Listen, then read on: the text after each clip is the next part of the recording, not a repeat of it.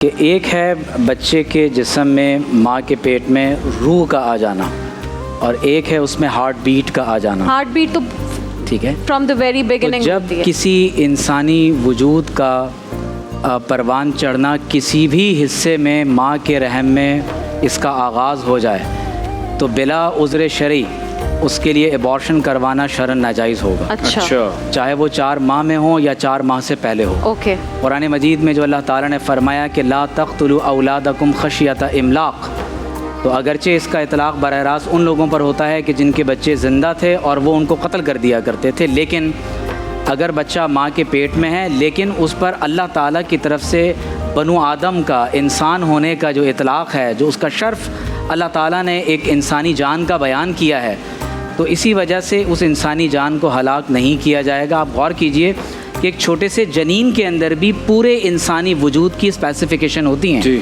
یہاں تک کہ اس چھوٹے سے جنین اور ایمبریو کے ذریعے سے یہ جانا جا سکتا ہے کہ اس بچے کا قد کتنا ہوگا، اس کی آنکھیں کیسی ہوں گی، اس میں بیماریاں کتنی ہوں گی. تو بالفرض اگر کوئی اللہ نہ کرے اس طرح کی بیماری میں مبتلا ہے تو اس بچے کو قتل کر دینا اور اس کو ابارٹ کر دینا یہ شرعاً ناجائز ہوگا.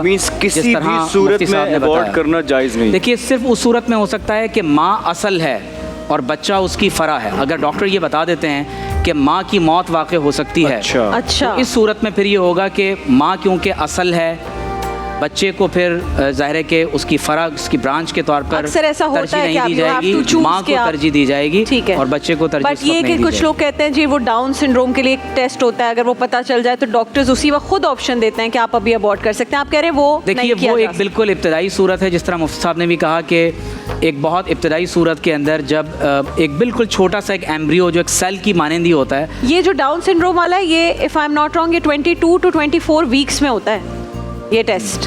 اسی سے پتہ چلتا ہے کہ ڈاؤن سنڈروم ہے بچہ یا کوئی اور اس طرح. شرعی طور پر یہ تمام باتیں ظنیات میں سے ہیں، ان کا تعلق یقین کے ساتھ نہیں ہے. اللہ تعالیٰ پر اعتماد یقین کے ساتھ علاج کو جاری رکھیں. مفتی صاحب نے بھی اس کی وضاحت کی ہے.